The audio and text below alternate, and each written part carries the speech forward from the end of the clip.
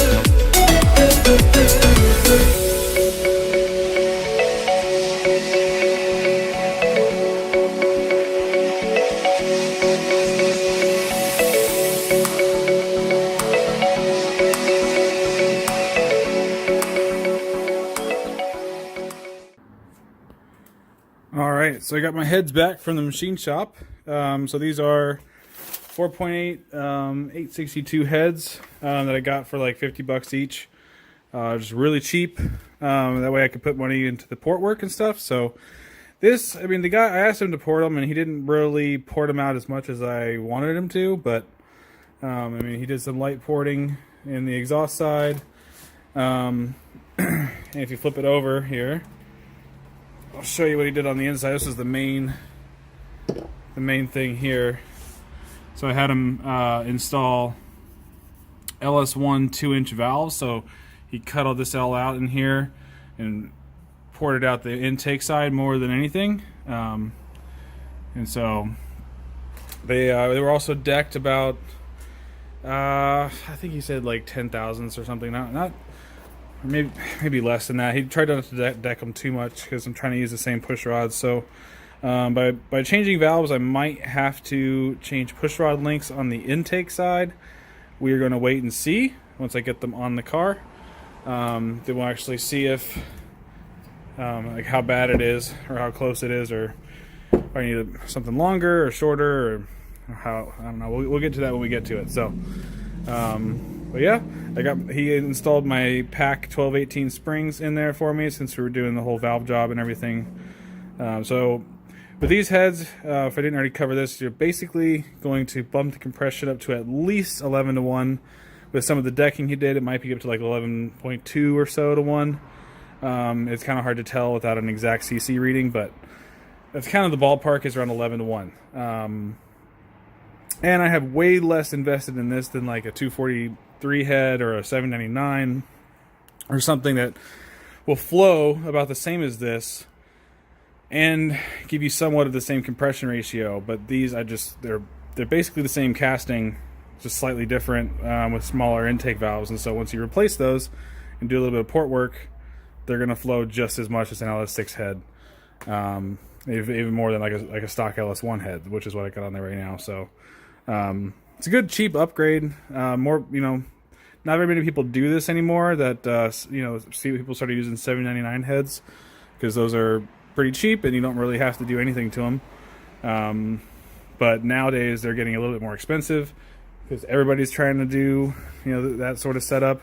799 heads on an LS1, and then so now the prices have gone up. So I'm going the cheap route here. Get the cheap heads, spend the money on the machine work. That's what I think. So still gotta finish taking the engine apart. I got some of the radiator stuff taken apart, trying to get the fluids out of there. I'm also working on installing new wheel bearings. So on these cars, it's really cool because the wheel bearing just unbolts from the thing here. So I just unbolt it from the back, bolt a new one on. These are ABS hubs, so they got a sensor in the back, and that's it. So I got new brakes because I have not done brakes on this car before, so they work. These are fine. It's just when you're braking over 100 miles an hour, they seem to have a little bit of a wobble in them. So I think they're just a little bit warped from the years of abuse they've had. So I just got the eBay brake kit, basically. So it's the brake motive is like 140 bucks for a full set, so I can't really beat that. I'm just gonna destroy them anyway in an autocross or whatever I'm gonna be doing, probably drag racing. So gonna continue taking this apart, see if we can get that intake off. I need to get the radiator out and stuff first. Actually, I should get all this stuff out. My AC doesn't have any pressure in it, so I can just take that condenser out. No big deal. I need to also pull out the air box or the air pump system and get all that. There's so much crap I'm deleting from this engine that it's no longer going to be needed. I'm really excited for that. So.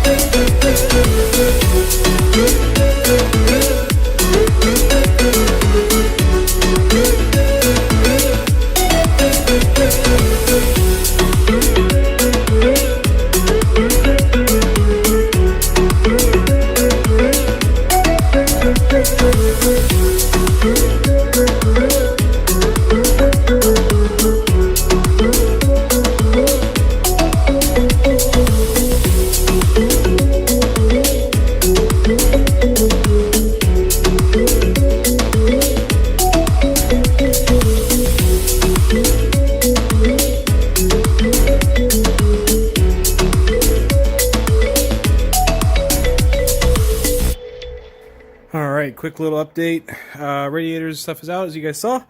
I just started taking apart the brake calipers. So I got the calipers off and the rotors. Got my new rotor here. I also got a new wheel bearing. So this wheel bearing is not really bad, but I got a pair of them for really cheap. So I'm going to be replacing both of them. It'll reduce drag and should be nice to just have brand new ones. These are the ones with ABS. So I got to unplug the ABS sensor here in the back, take out the 4 bolts here, and then you just kind of hammer on it until it pops off. And put your new one on and bolt it right back on. It's pretty much like one of the easiest wheel bearings out of any car I've pretty much ever seen. So, but yeah, it's coming along pretty good. So while I'm doing this, I'm also just painting my calipers red, just because, I mean, they looked terrible before. I always like cars that have red calipers, so I don't know. Plus 5 horsepower, I guess. But I got the other one up here drying next to the heads. So came out pretty good on the first one. So just gonna do the same thing in the rear. Just gotta get the brake pads off, or the calipers off, and the old beat up rotors and pads. I've seen way too much abuse. So need to grab some wrenches and take that off. Okay, so old one's off. New one goes right here. I put some anti-seize on there so it doesn't rust up. Had to hammer it off pretty good. Let's make sure the sensor's pointing backwards. And just slip that in there like that. And put some bolts in the back, and you're good. Alright, with that bolted on, go ahead and slip our new rotors on. If I can do it one-handed. There we go. So, there we go. It's looking pretty nice. So, as soon as these calipers are done drying, I can pop those on with the new pads, and we're good.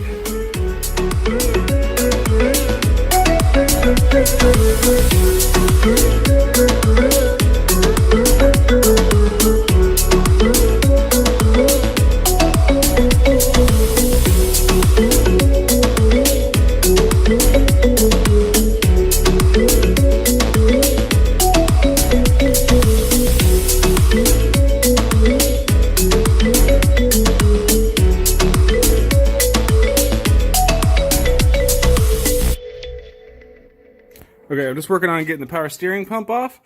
So I got this little tool from Performance Tools on Jegs. It's just has 2 little rings. You slip that on the front, put this ring on top, and then you just kind of use a ratchet to hold it here and spin it here, and it just pulls this whole pulley off. Then we're able to actually get to the bolts behind the reservoir and all that. I don't know. I think I'm going to have to drain the reservoir just to be safe. Probably a good time to change the fluid in it anyway. But I got this sweet Chevy Performance pulley. So this is the same size as the one that's on there. Some people like to underdrive or, you know, their power steering pump for more pressure. But this is stock size. So having this on there, I shouldn't have to pull it off next time I have to take the pump off. I can just get to the bolts through there. So yeah, let's hurry up and take that off.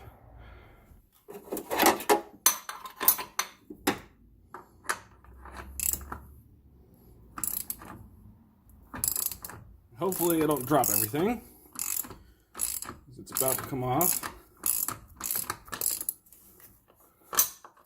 Boop. So that's part of my tool there. It came off with it. Oh. I think the tool came apart. Oh well. Okay, so the pulley, it didn't break, the tool, but this is the reinstall tool here. But I put the other one away. The end of it just kind of comes out, and there's a ball bearing in there, so no big deal. But now you can see I get to the bolts here. So I think these 2 13 mil bolts, I think they might be standard, but it's 13s, and then the whole pump comes off, and then from there you can get to the bracket behind it with these big guys. So that's really all there is to it, but definitely drain it first. I disconnected my line, just let it all drain. You see the nasty power steering fluid in there.